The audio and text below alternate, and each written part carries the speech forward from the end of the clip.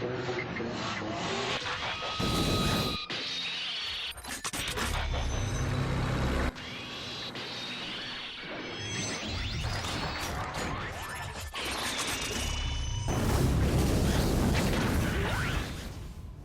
guys, welcome to another episode of the A3 Review. That's right, we're back with some more TFCon stuff. Last time I did not get to show all of them, so I got a few more for you here today. Boris, tell me, what is this doing here? We're not reviewing MP10, but only because it's gonna feel really inadequate once we show you what's in store in this episode. That's right. Also in this episode, me and Boris are going to have a conversation about Fans Project. That's right. We haven't heard that name for a while, so we haven't. Let's talk about it. We got some cool things to show from them as well. So. Yeah. My name's Alex. I'm Boris. You're watching the A3 Review.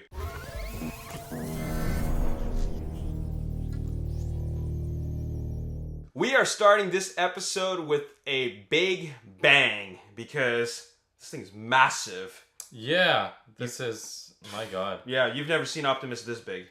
Nope. It is over XXXXL Optimus Prime by Lewin Resources. Wow. The company that made it.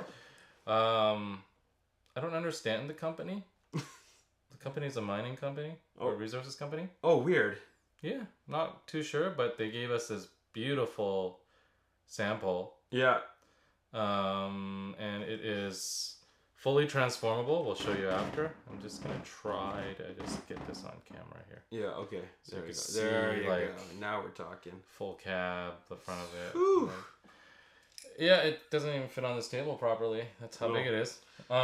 Huge. Yeah, it is fully transformable. Everything is die-cast. So these smokestacks, they're normally like plastic, right? With the paint, silver paint. This is plastic. Wow. But this is not. That's die-cast. That's die-cast. Oh my. The core is die-cast. The feet are die-cast. Yeah, it's cold. Like this thing is 9 kilograms. Oh. Yeah. Yeah. Wow. So that's like what? A kilo is like 2.2 pounds. Yeah. So 9 times 2.2, and you'll get how many pounds it is. Roughly around, I guess, like 18 to 20 pounds. Use a converter. Yeah. 18 to 20 pounds or whatever. I can't do the math in my head right now. But it is nuts. Like, it is. You could use this as a dumbbell. Oh. To do a very fancy dumbbell. That'll be a full body transformation. Yeah. Might not be enough weight for, the guys that really have some guns, but, that gives you an idea. Like, it would be good for toning. Yeah. But, yeah, and it's fully transformable. We'll transform it into the bot mode in a second here. Yeah. But, yeah, it's full lights. I've left it on, so the battery on this side's dead, but... Yeah. You get the idea. Yeah. It's like the 2 lights light up there. It has lights in the eyes. It's actually got lights on the back here too. I'll show you after with the feet. Are these die-cast? Oh, they are die-cast too. Yeah, they are. My god. I Very think at the bottom of the feet. That's crazy. Oh, I left these batteries on too. What am I doing? Well, I'm pretty sure it's gonna look great, but I mean that's a little weird to have it on its feet. But I guess for the vehicle mode, here. It makes sense. The backlights actually all light up. I mean, had I not left the thing on, we're at a point in this third party industry where they're just making like things that already exist, but just making them bigger. Yeah, they definitely gave it a lot more detail. I mean, when you get to this size, you can afford to. Yeah. So it's not straight up a KO of the MP10, but it does have the same transformation scheme. Yeah. But yeah, scale wise, I wish I brought. I don't have an MP10 right now that's open, so I couldn't really bring one. But I mean, that's a Hot Wheels toy in scale. Yeah, and it's just so tiny. This tiny thing. It's like a micro machine. It is. It's tiny. Beside this thing. It's like so big compared to that. Look at this micro machine beside it. Size does matter. Yeah, I'll just put it on top Yeah. there. Holy. Wow. It's Look like at that. It's like a car and a car. Aircraft carrier. Yeah. It's really, really big. Mm-hmm. I can't believe how big it is. Yeah. So, let's get into bot mode, and then we can. I got at least your masterpiece Grimlock. Oh, let's take a look at that. Let's take a look at that. We can definitely put it right here.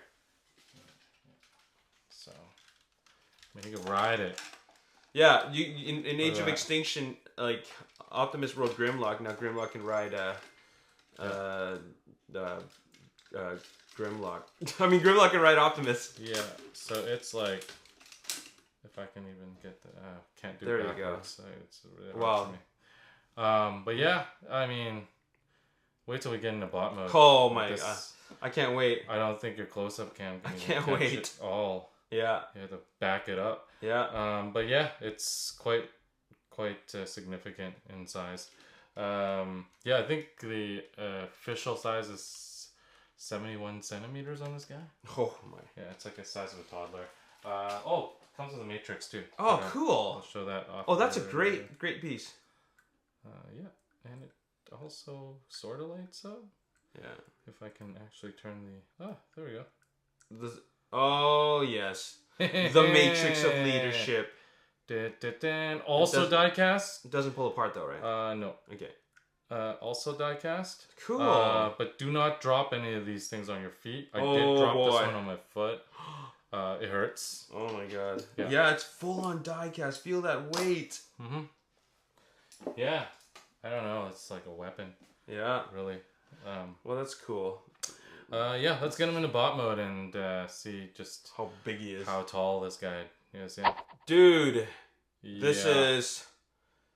Oh my... I'm at a loss for words. I don't even know what to say. So, yeah. I mean... What do we say? It's big. It's huge. I've never seen something so big. Just massive. Yeah. Where's that Grimlock? You got a Grimlock? Oh, I put him back, but here's MP10. Yeah, in the package. Yeah, in the package still. So. Oh my god, this is MP10 at size. Yeah, he's kind of like. There's like 3 of them. MP10 does not like, and he's on a There's a little bit of. Should be even like right here. Yeah, he's basically shorter than his kneecap. Yeah. So. Oh my god. So yeah, that shows you the scale. Oh my god, I've never seen it so big before. It is insane.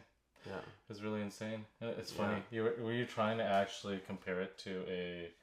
That's kind of actually a nice deco on it. Yeah.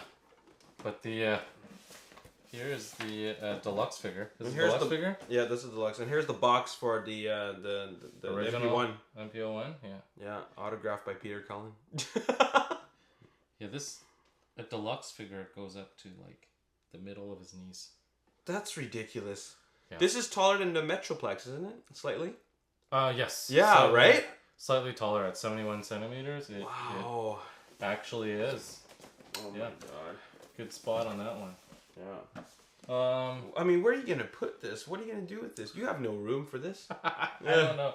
But you know what a lot of people ask me is if like a 6-inch figure or something will fit in that's a good question. Yeah, actually, it's a little bit tall, but Deadpool could drive it. Like, I really think that's too funny. It would be kind of cool. And Deadpool's perfect because he's like red. Yeah. Just open the door. Man, I wish I was at the store. I have one that's open. I could put him on his shoulder. Yeah, that would be hilarious. But yeah, it's you know what? Ben's Collectibles. My buddy Ben. Yeah. In the UK, he did a full review on this. You should check. Oh, really? Okay. Check out his channel, Ben's Collectibles on YouTube. He definitely has done the full thing. I unfortunately can't actually transform it on camera because this is just a sample, so it's actually broken. There's a pin that's missing here, so he actually just falls in half. Oh my god. I mean, it's kind of cool because it's easier to transform. I'll tell you that much. You could tell Ben had to just manhandle this. Yeah. This guy. I wonder little details like these flaps open. Yeah. So you remember he had the little Yeah. viewfinder Yeah, or whatever in there. Oh, cool. So okay. yeah, he's got that gimmick still on his arms. It's got a lot of extra detail, as you can see. Yeah. All throughout. Really quite impressive. And It is impressive. The eyes light up, of course. The Matrix also still fits in his chest as usual. I'm afraid I'm not going to do it because if I disengage that, the whole thing will fall apart. Yeah, but then like what I was saying earlier, the feet here, these end up being the back of the cab. Oh yeah. The lights light up. Yeah. And then of course you did see that earlier that this did light up. So those two things light up. Yeah. So it's a really cool centerpiece. I mean, I think that if they could do Megatron, that would be really cool to have the two battling. Oh my! At that size, would Megatron be a little bit taller? I don't know. That would be a good. It'd be fun to see what the gun was. Oh boy! It would be like literally. It would be a sniper rifle, not a Walther anymore. Like he should. Megatron should just hold a regular sized gun. Yeah, and a regular sized Megatron. Very much. He could hold himself. Yeah, he could hold himself. Wow. Well, there you have it. This is from Lewin Resources. Yeah, that's right. Lewin Resources. I didn't want to mention, Alex. That yes, that's right. This gun still has that same gimmick. Oh, yes.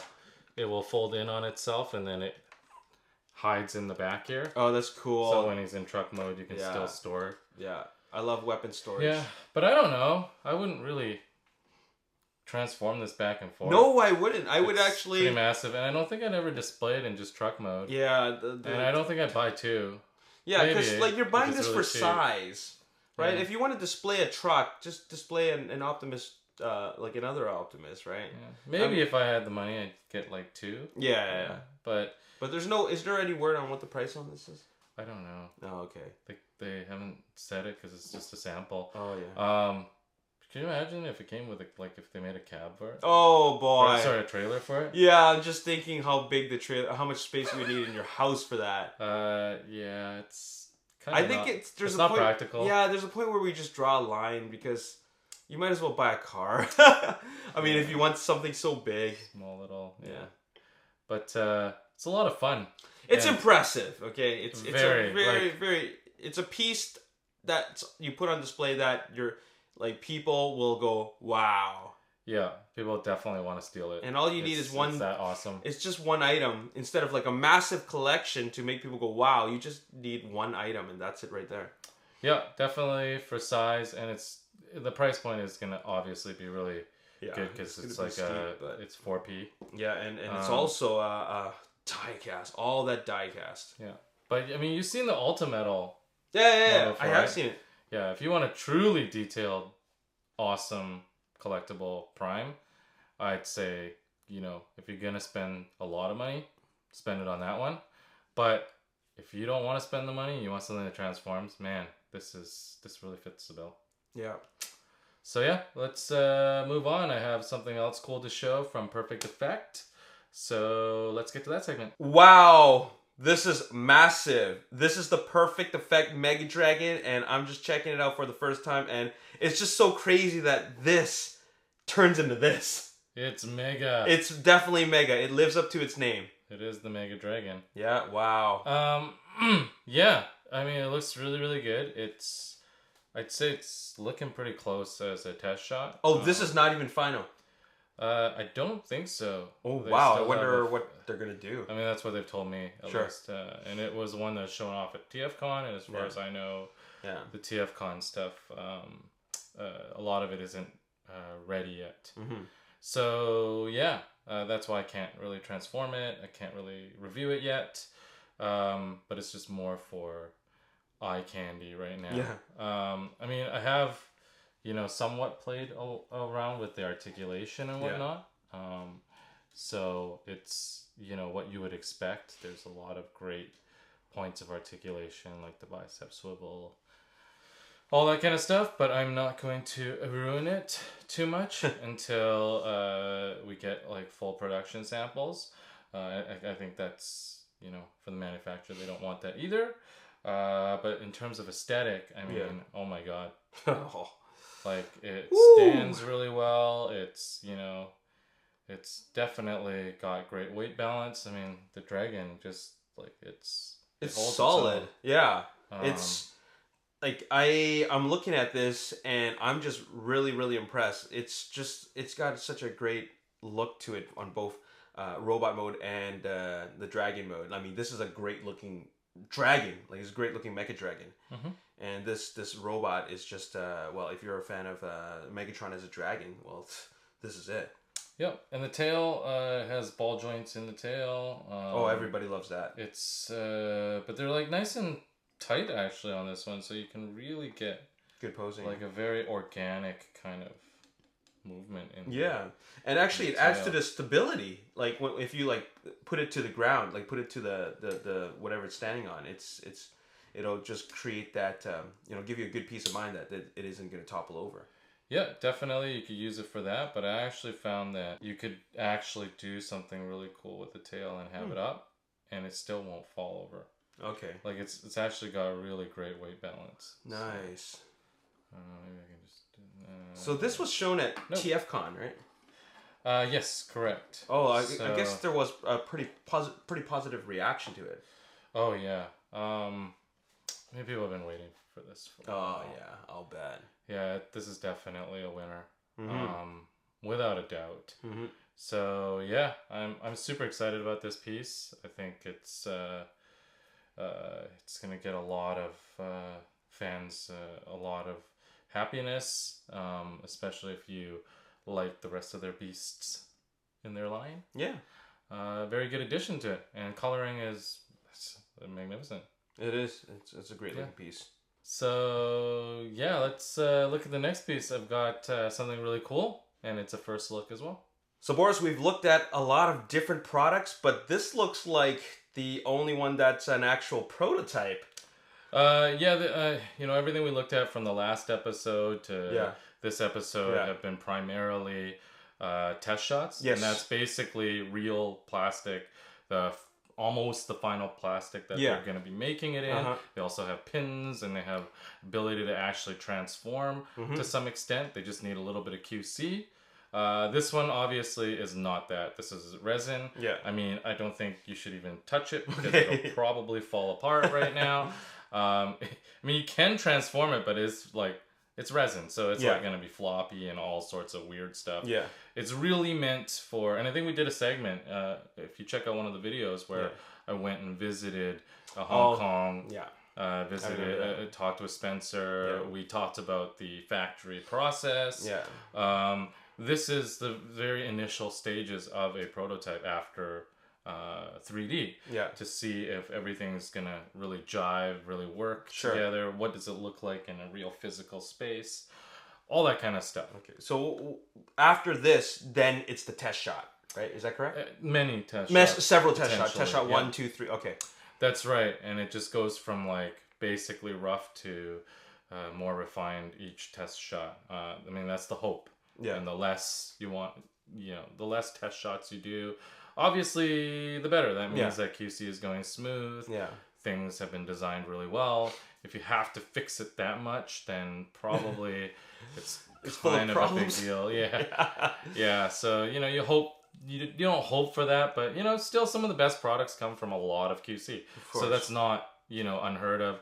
Yeah. But then there are those products that are really elegant and they go, pretty smoothly through the stages. Sure. So this is very rough, obviously. Very early prototype, right? The very first prototype. Okay. And he looks very familiar, actually. I mean, we just talked about a roller in the previous episode. So so this is the Fans Project version. So he's that's what I thought. Caster Core. Caster Core. Yeah, okay, that's correct. So this is Fans Projects. This is actually the first new mold and new prototype that we've seen from Fans Project. Yeah. In a while. It's been a while, indeed. Yeah, exactly. So, really excited about this piece because it is continuing the Warbot line. Yeah. And as you guys know, the Warbot line has all these cool little gimmicks with the core. The core, yeah. So once again, the core comes out. So they're less based on trying to be super accurate to the character in terms of aesthetic. but more taking the spirit of that Yeah. and really being creative with it. So as you can see, this whole design is kind of meant to pay homage, but to kind of take it to new levels. Yeah, well, I really like the way it looks. I mean, it's definitely an homage to Roller, not exactly the way I recognize them, but it's definitely got like some recognizable design cues that would make me feel like, hey, this looks very familiar. Yeah, definitely. It has some influences from external designers, and many of you guys will probably recognize where that original concept 3D art comes from, as well as some in-house designing as well and modifications. I mean, this is just kind of the whole process. Yeah. So yeah, to have this kind of come out, now is kind of a nice, refreshing thing, especially being as how we haven't seen a whole lot. Yeah, it is. Well, when you mentioned Warbot, I was thinking the last time we heard or even reviewed a Warbot was when we were actually reviewing products in your store, and that was quite a while ago. I think it was 2 stores ago. Yeah. So I'm just thinking, like, it has been a while since Fans Project has come out with anything. So what is, like, maybe you can talk a little bit about what's been going on. Personally, I've been watching, just like the rest of the, hardcore fans out there for Fans Project. Yeah. Watching a real decline in momentum for this brand. And, it isn't one that, made me nervous or anything for the brand. Just coming from being a retailer, you see this kind of stuff happen a lot with certain toy lines. I mean, this is not, unusual even for official companies. Some of you guys probably have watched The Toys That Made Us on Netflix and whatnot. I mean, you see even successful large companies run into not just a single point of, mistakes or errors in, the market, but several. And still bouncing back. So for Fans Project, they're in a very niche market that obviously is, can be very volatile. You've also got a lot less market share than a mass mainstream market share. So even though you don't see production and costs like you do in the mainstream, you don't have those kind of big risks, you do have less of an audience. So all it takes is for a little bit of it to tumble, and all of a sudden, you have to kind of find your footing again. And I feel like that's what I witnessed watching Fans Project from both a fan's point of view and also as a retailer. I think that seeing how the market has shifted, especially as we've been doing this show for a while, and 5 years. So as even when you first came in, one of the first things that you did on third-party stuff, and I know you don't. I'm not a third-party guy. It's surprising. We've talked so much about third-party, but what I like about doing this is that you bring me in as somebody who's like neutral. Like I'm like a third party to the third party industry because I'm neutral. I'm more into like, the Hasbro, Takara, the official stuff, right? But there are things that really catch my attention, and I give you my honest opinion about it without being involved in the industry in any way, shape, or form. So I love that dynamic between us. So you probably remember that first thing you guys did with Fans Toys, Quake Wave. Oh, Quake Wave, that's right. Yeah. And I was thinking that I was just giving my honest opinion about it, and I didn't know it was gonna shake the fandom, like quake it, So I mean that was a while ago too. I obviously at that point very much disagreed with you guys because I had Quake Wave. I loved that we had a masterpiece scale Shockwave. I might be biased because I really like that character, and I really liked my old radio, my Shockwave. Something I owned as well. Yeah, I never had the official one, so But I mean, that's since Fans Toys. So that was that was Fans Toys' first piece. Yeah, that was a while ago. Right? So the market has now shifted, 5 years, fast forward 5 years, and you're talking about Fans Toys has led the charge in the Masterpiece scale, and Masterpiece in general, even across official lines. Yeah. This is maybe where you can understand it a little bit more, because you've definitely seen Masterpiece line, grow to the level that it is today, from a point where you thought Masterpiece line was dead. Remember? Yeah. You sold off all your initial Masterpiece lines because they kind of feels like they gave up. Yep. I sold off everything, and then suddenly there's like a whole wave of like those, especially like the side swipe scale. A whole bunch of those cars, the Autobots, and then they're like coming out one after another, and then I got back into it. But that was my thing. It's not third party, it's Masterpiece. Like that's what I was into. Yeah. Yeah, so it's really interesting because you even saw within an official capacity a line that was very popular, and like it hit a brick wall. Yeah. Right? It just dropped. It got to Rodimus, and it was like people were really unhappy with it. They didn't know where they were going with this now. It just hit this major brick wall. Yeah. And then they came up with MP10, and it further confused the audience, because it was like, so are they rebooting this? Are they not? Are they the MP10? As you know, it took a while before the cars came out after MP10, right? So we didn't know what was going on. So you see these kind of corrections all the time, and it's funny because Masterpiece was like, pardon the language, but the shit back then, right? Yeah. Oh yeah, and it was definitive. Yeah. But now we look back at that version 1 of the Masterpieces, and we're like, oh, what the. What was I fucking drinking, right? Yeah. And that's the whole point, is even tastes change, and along with the market. So I think that brings me kind of back to the third party industry. Yeah. It's still in its infancy. I mean, I started in 2007. Yeah. As you know, when it was a very they're like count the amount of third party companies on one hand. I could even name them. I mean, it was Fans Project, it was WST. Justy Toys. Justy Toys, BTS, TFC, and something else. Impossible Toys was also around, although they didn't do a lot. They did some. What did they start off with? They started off with the Quintessons. They did a lot of like... I remember those.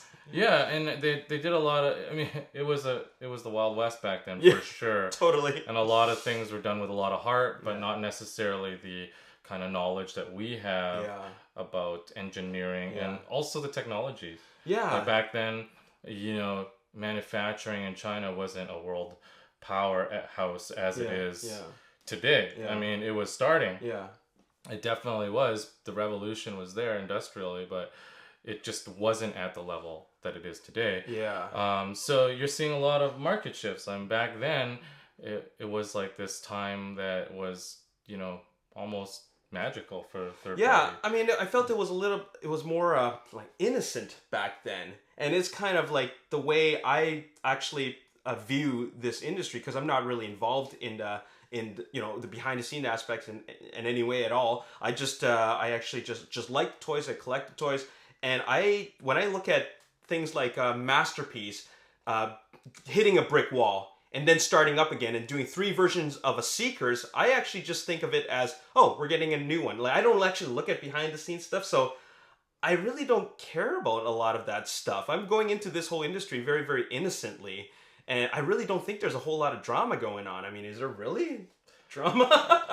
Well, I only mentioned that in this episode to you only because, something like Fans Project, they look like, it was drama. Oh, okay. In terms of how, a fan like me felt about it, in terms of the fact that I felt really sad that, something that came in and pioneered this industry, they just weren't doing or figuring out their footing as well as they did, pushing the charge on it. Yeah. And to see any of your leaders like that fall back, you get a little bit sad. You want to see them have a win. And when you want to see them have a win, you also obviously have other people that want to see them have a loss. Right? Yeah. And I think that's what spurs on this drama. Okay. And, for me, it was drama a lot from the, outside. Yeah. Right? But obviously being on Yeah. the internal side, you get a lot of, feedback from the fandom too. I mean, call it drama, call it whatever. Whatever. I mean, I wouldn't even label it to me as drama because, I got into toys to get out of a business that was very stressful and dramatic for me. I mean, as you know, when I met you, back when I first purchased Ages 3 and Up, I actually bought that brand from an existing owner, and the brand itself had a lot of issues with it, but I still took it on, and you were always like, why? And it's because I actually came from a more stressful industry. I actually worked doing web development for a lot of music companies. I worked with Warner Music, did a lot of huge launches, and I'm talking about stressful launches for like bands like the Pixie when they were first testing out their the very first iPhone ticket scanning machine. Sure. Like literally, like they were debuting this at a concert in London on the other, in another time zone, and we were just crossing our fingers going, well, we haven't tested this live, we hope it works. And it, of course, crashed and burned. I mean, it worked because we were on the back end going like, all right, we're fixing it as things happen. So it seems like things are just coming back up and working, right? But I mean, we're talking stressful, and that wasn't just the only time. Like we're talking site launches for a very demanding industry, a very unforgiving industry, an industry where you could have your best intentions, but you bomb, and literally you lose confidence in a project overnight. So, I mean, I love that industry. I still do a lot in that industry, but I left it to go on this new venture, to do something on the side that could be a little bit more relaxing for me. And it's always been fun for me. Absolutely. I mean, that's what it's all about. So I've never really looked at it that way, but definitely on the back end, you have your frustrations. Well, I've been watching. We've been doing this since 2013, and I've been reading all the comments since 2013 and up till now, and I've been reading like it's like a decline in like enthusiasm. Some people are really, really excited, but then they're also talking about like all types of like what I believe are misconceptions and like and making all kinds of judgment calls. And I even read something where someone actually thought you were the owner of Fans Project. And I'm like, along with a whole slew of other third party companies. But I'm thinking like I was there from the beginning, like since Boris bought this, and that's got to be the silliest thing I've ever read. I mean, what's that all about? It's kind of flattering. Like, why would anyone think that? It's kind of flattering. People would think that I could, actually mobilize something like that. I did this on the store, as did it on the side, and even watching me. When I first came in, it was very green. I mean, I think I had MPO1. That was my only Transformer. Oh, and Smokescreen from the Vinyltech series, because I love the Subaru. Oh, for sure. I was into cars. Great vehicle. But, so I had, I don't know if you remember, but remember when I first, even did my first purchase for the store, I bought all the movie stuff. And of course you loved it because you're a big movie guy. Revenge of the Fallen stuff. But even you told me, you're like, I don't think people are going to I remember this. A lot of that. I was just thinking like I really appreciate the excitement that going into this business, but I really don't think anybody's gonna buy this. Why would they? I was very new. I thought some of the stuff was cool. I mean, in terms of a toy, and in terms of engineering, I mean, you gotta understand transformation wise. I liked things for my own reasons, and that's what you started to kind of see about me. Was sometimes I wasn't about all these little nitpicky things I was. But a holistic experience, a toy experience. I've said this to you, and I believe I've said it to many people before, that sometimes the toy experience is about that. It's about, the good and the bad. I feel like in this day and age, with so many review channels like our own, we kind of spoil it for people. And I mean, I appreciate that there is an audience that wants it spoiled, so we do that, and it creates some excitement. But it is a different world. I mean, like, I know that my kid's going to grow up in a world where reviews don't give them the same experience as we did. I remember when I was a kid, in Canada, we have consumers distributing. I don't know if this was an American thing too. It was a catalog ordering, right? Yeah, I think it was in the U.S. too. I don't know. But essentially, consumer distributing. Anyone that's Canadian knows what I'm talking about. You got this catalog like twice or 3 times a year. You would take this catalog. They have numbers on everything. You'd go to this, so-called store, but it wasn't really a store. It was literally just desk space everywhere and computers. And then you told them the number that you wanted. They would go check on their computer and they'd be like, no, it's not in stock, or it is in stock and I'm going to go get it. And then you're sitting here waiting for it. They come and give it to you. You pay for it. Yeah. You're gone. It's not like a department store experience. Yeah. But I remember being a kid salivating over these images in this catalog. And they were about 1 centimeter by 1 centimeter sometimes. So you were like, it was you were looking at image. You were looking at for example, the Ghostbusters headquarters, and you're like trying to just imagine what this thing's gonna be like, and in your head you've just played it up, or you've played it down, and then when you finally got it, when your parents finally bought it for you for Christmas, you opened it as fast as you could. You didn't even care about the fucking boxing. You just threw out the boxes. You just ripped the toy out. Sometimes I threw away stuff that I needed inside the boxes, and my mom would find it. But bottom line was that was the experience. Yes. You lived and died by that experience. That toy either sucked balls or it was the most amazing. magical experience you've ever had in your life. Yeah. And that was the toy experience. Yeah. So I feel like, going back that big rant, that's what I look for. Okay. Even in the adult toys that we have nowadays, and it doesn't necessarily mean that it's what everyone has to look for. Okay. But that's why I scrutinize things for very different reasons. But we are now in a time in an industry where the market not only changes really rapidly, but evolves so rapidly, right? Sure. Just like the Masterpiece kind of conversation that we had, rebooted. Yeah. Third party was very much the same thing. I mean, you could probably pin it down to eras, right? Yeah. So we are definitely in an era where Masterpiece scale and cartoon accuracy is what a lot of fans feel like they want. But, having that shift, it leaves little space for companies that were trying to do something very different. Yeah. Fans Project wasn't necessarily trying to give the fans accuracy. They're trying to give the fans what the fans wanted while still taking liberties to kind of make the line their own. Yeah. And unique, as you know. Yeah. Fair First City Commander set. Yeah. That was Ultra Magnus. Yeah. But it wasn't Ultra Magnus. You just knew because of the way it looked. Yeah. But it wasn't. The first Bruticus set that Fans Project came with. Yeah. Right? You're talking about something that you knew was Bruticus, but it wasn't Bruticus. Yeah. But a lot of love went into these things, and that experience of doing that the first time, turning this thing into an amazing toy that you never would have expected to look this way. Yeah.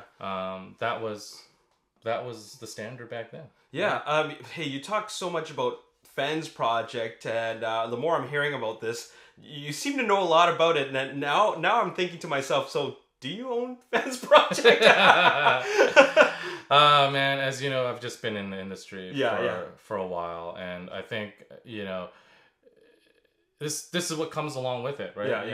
You grow with these companies. Yeah. So I'm definitely fortunate to be at kind of the beginning of a lot of this stuff. Yeah.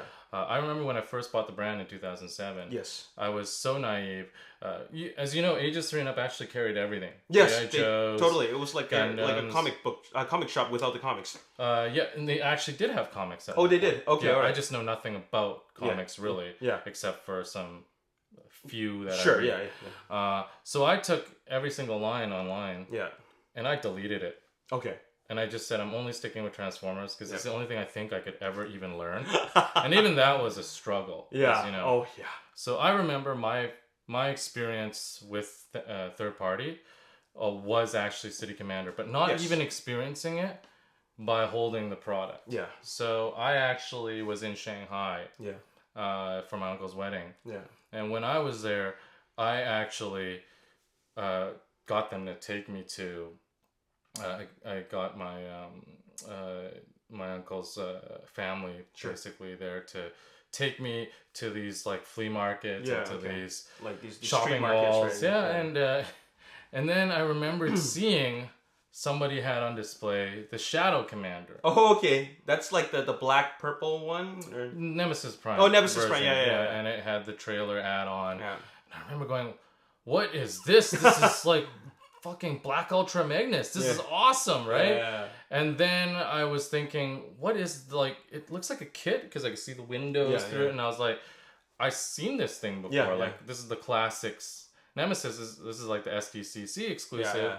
And then I remembered, like, shortly after we went to Toys R Us, maybe like the next day or whatever. Yeah. And I remember in China, Toys R Us, it wasn't an exclusive. It was just a regular product. Yeah. And they had like a wall of Nemesis Prime. Wow. And they were like clearancing them. And I was like, is this even, what?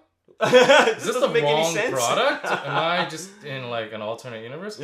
So whatever, I bought a few because it can't fit much in my luggage. And I thought, oh, I'll just bring it back for like, you know, some regulars of the store that really want it, didn't get a chance to get the STCC, and I thought maybe I could try to get this set, the Shadow Commander set. And I remember I didn't know it's by Fans Project at that point, so I didn't know even how to look for this thing. And I remember like looking online for the first day, and I couldn't find anything. So finally went back to some other stores, and then there was this one guy. I was like, you know, what is this like add-on thing? And he spoke Mandarin. I don't speak very good Mandarin, and so I couldn't really even explain it to him. And so I told him like I want to get this, and I just kept pointing at like the armor and everything, and then he finally figured out what I was trying to say, sort of, but he was like, Fans Project. He said the name, and I was like, oh good, that must be the brand. Yeah. And so I said, do you have it? Like, and he's like, And then he pointed at some other stuff, like there's the BTS trailers at that time. I believe iGear was just starting. Anyways, long story short, I was so naive. I remember going back to the hotel, researching Fans Project and thinking, oh man, some people have already sold this, like TF Source, Big Toy Store. And I was like, maybe I can just bring it into Canada and be the first one. And I was just so naive. It's not going to be the first one, for sure. People had already done it, like long before that. I mean, it did come out, I think, like a year before I found it.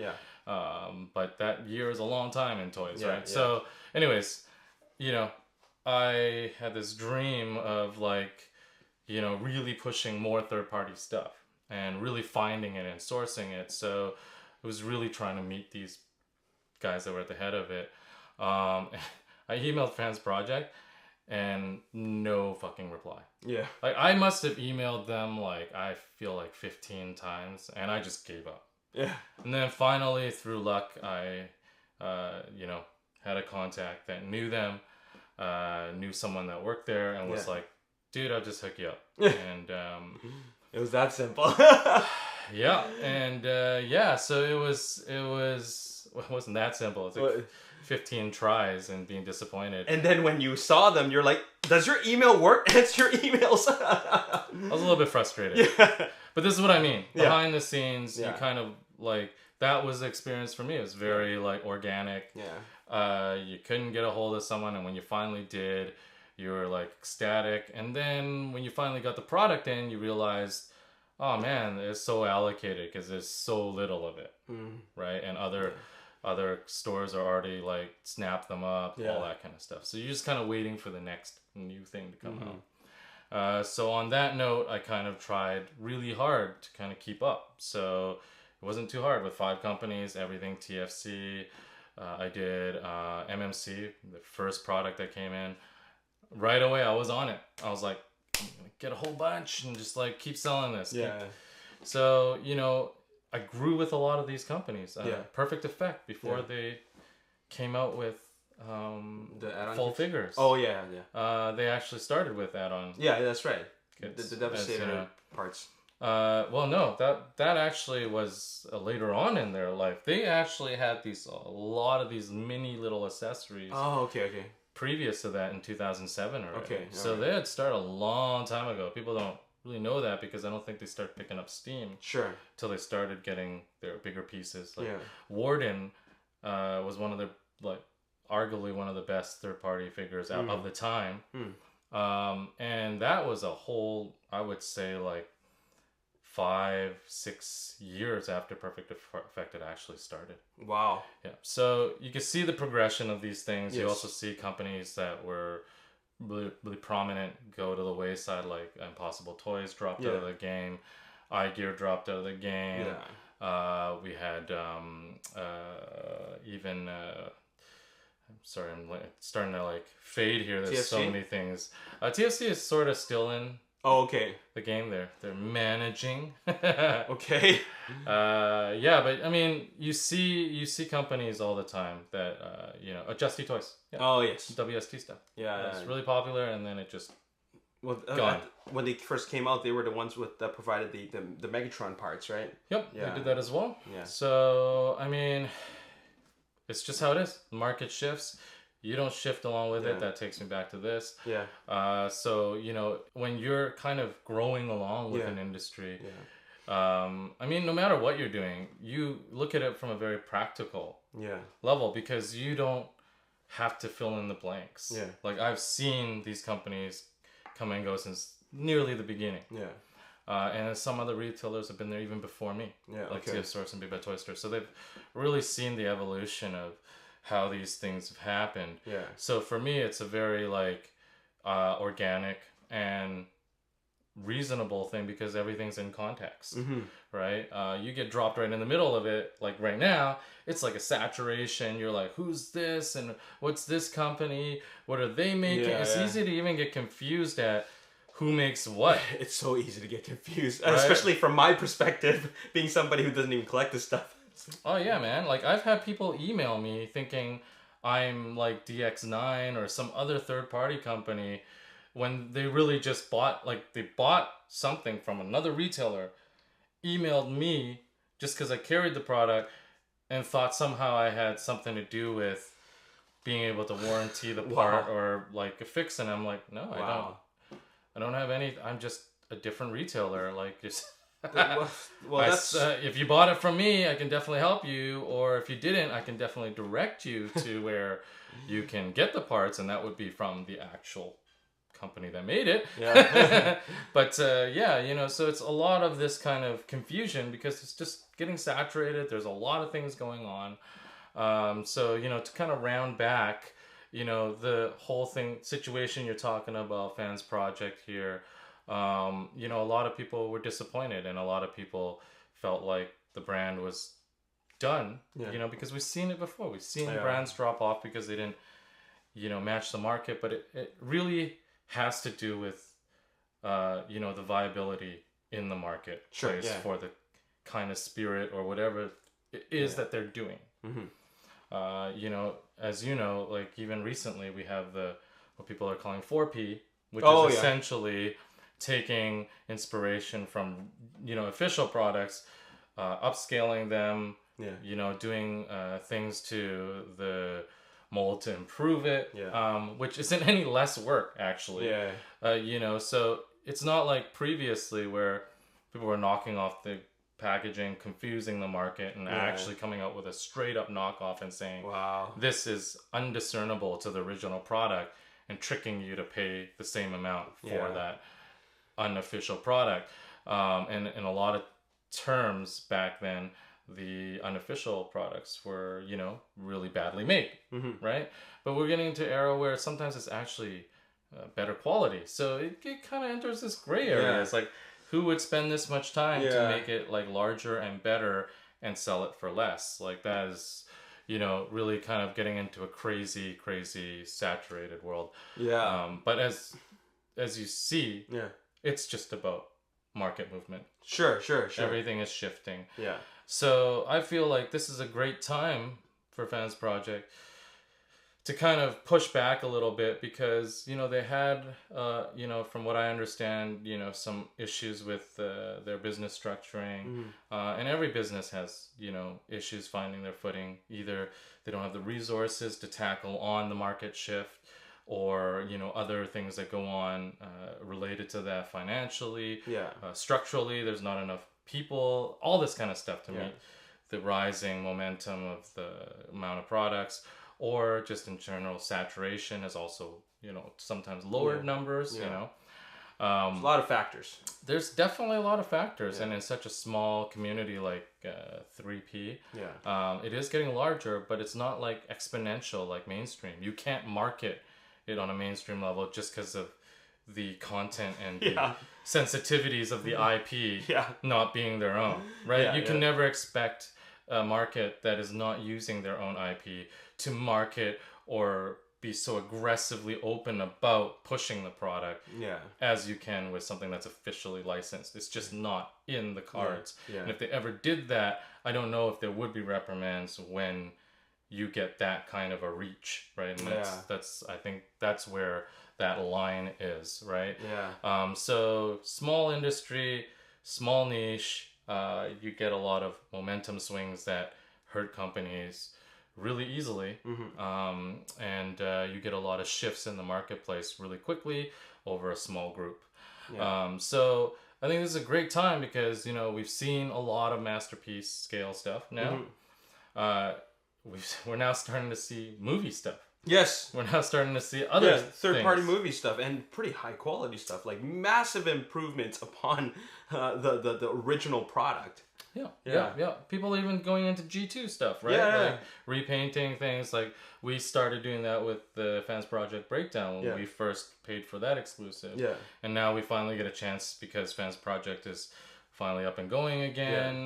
They're producing things again. I had a chance to secure a deal that made sure that we could make the G2 Stunticons happen and finish that product so that the fans can have at least, you know, a low run of this thing happening. And, you know, I have to paint and do all of the artwork myself. But at the end of the day, it's what Fans Project represents. It's something that is, you know, made with passion, made by the fans.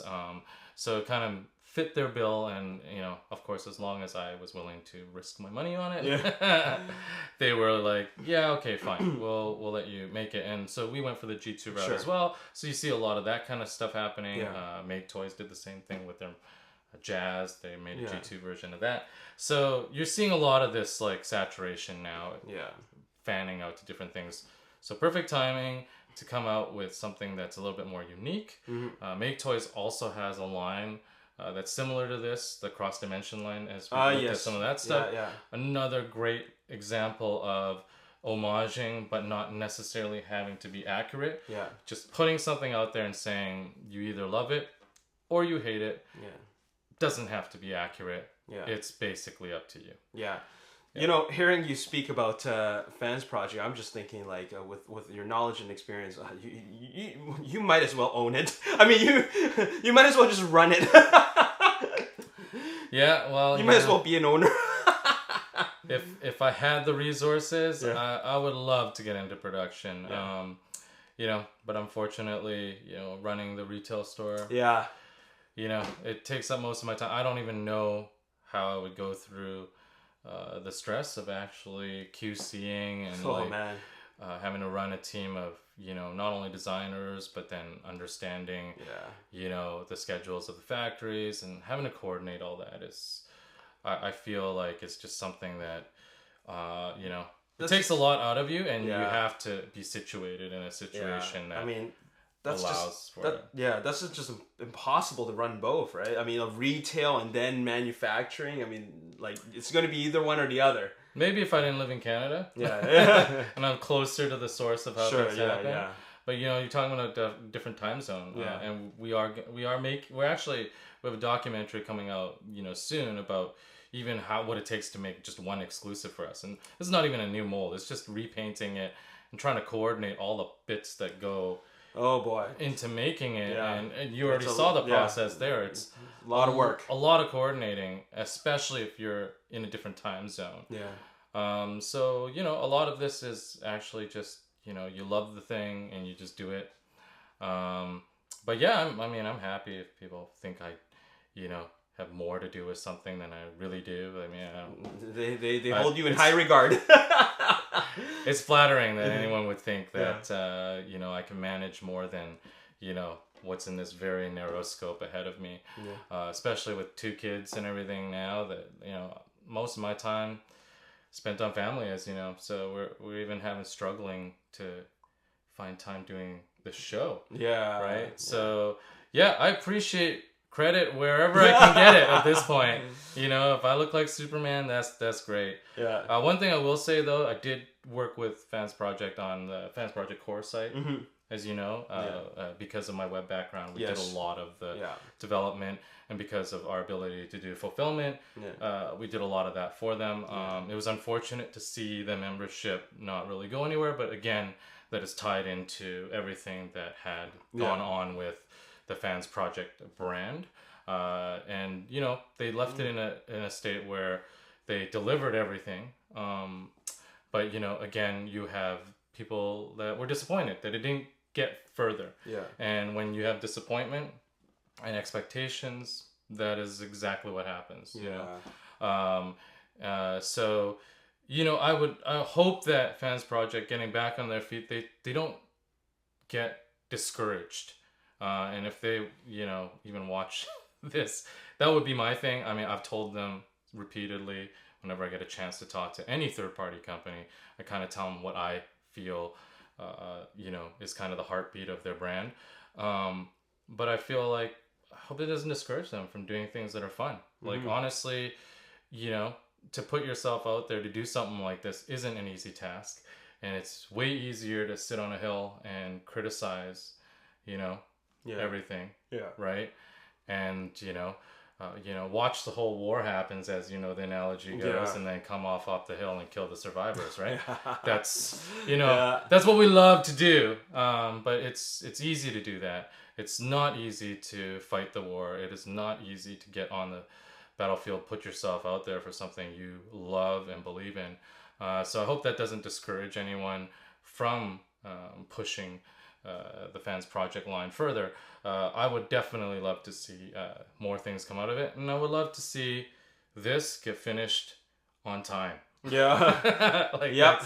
That's the hope. But right now it's really positive. We see a lot of action. Like I said, I've even put in my own money to kind of finish off one of the projects that are on that roster so that we can get past a lot of that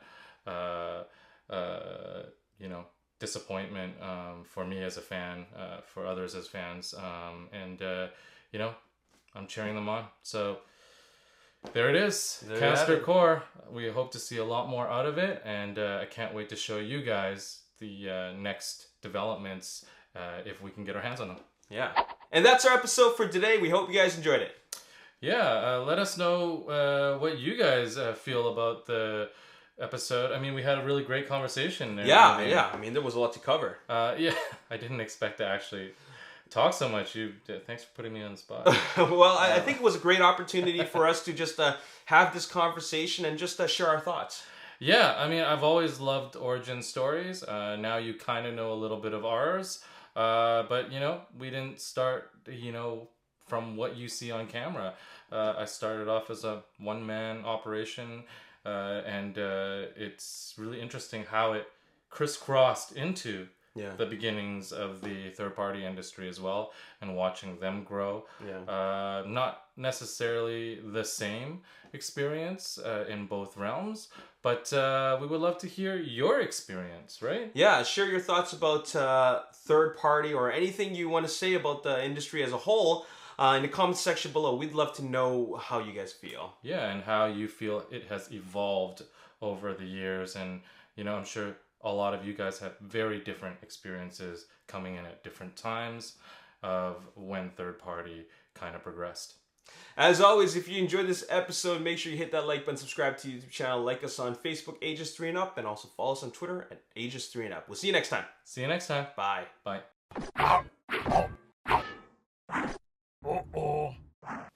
Busted.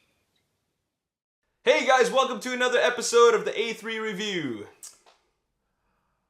I knew it. Okay. Okay.